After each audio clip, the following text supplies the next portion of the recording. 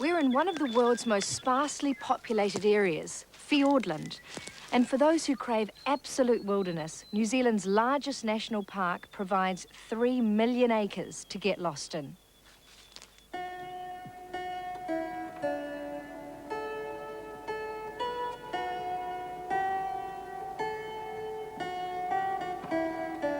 Rain, mist, mozzies as big as your mobile. Actually, that's not true. That was just bad press to protect New Zealand's best-kept secret. We're in Doubtful Sound, a 4.5-hour bus and boat trip from Queenstown, boarding the Milford Wanderer. It's Friday night and the beginning of a weekend cruise with, as it happens, 30 or more complete strangers.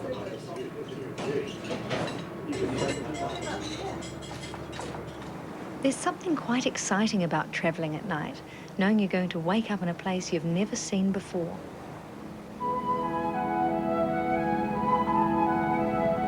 First light finds us moored near the head of Doubtful Sound.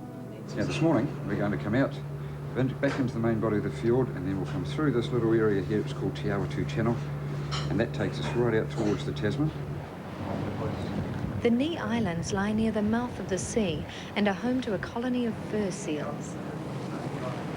I think they've struck up a bit of affinity with people, but they'll just cruise around the boat with their flippers up in the air waving to the tourists, and it really gives you a buzz. Yeah.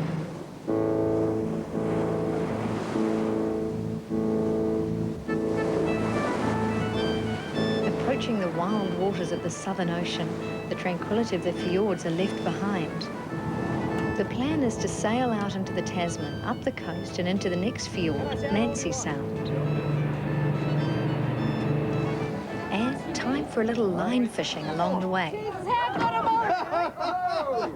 Two orange roughies. You got to gut them. Orange roughy, blue cod and terraki are probably the most commonly caught fish in these waters. Rolled in breadcrumbs, lightly baked in butter, and due to come out of the oven just in time for lunch at Nancy Sound.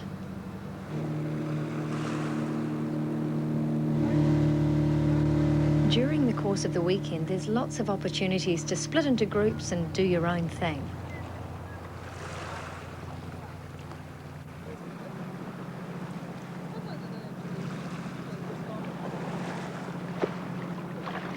The Milford Wanderer provides specialist nature guides, or you can go off on your own.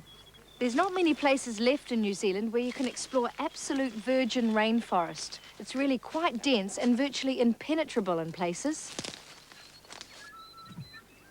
There's been no milling or mining in this region, and what we see around us today is basically what the first Europeans in this area, or even the first Maori, would have seen.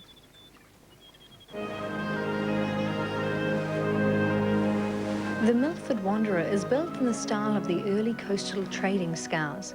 With no noise except the flapping of sails and no sign of civilization, it's easy to imagine you're one of those first explorers.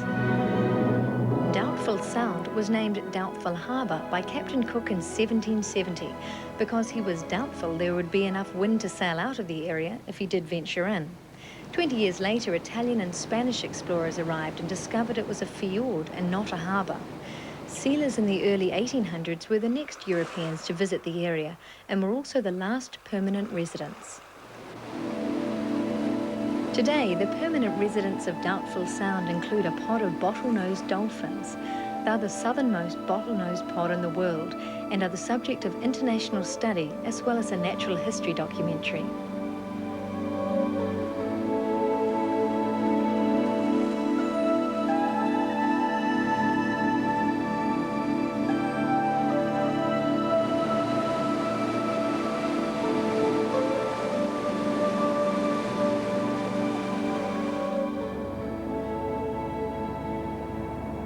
A mooring for the night is found in adjoining Thompson Sound.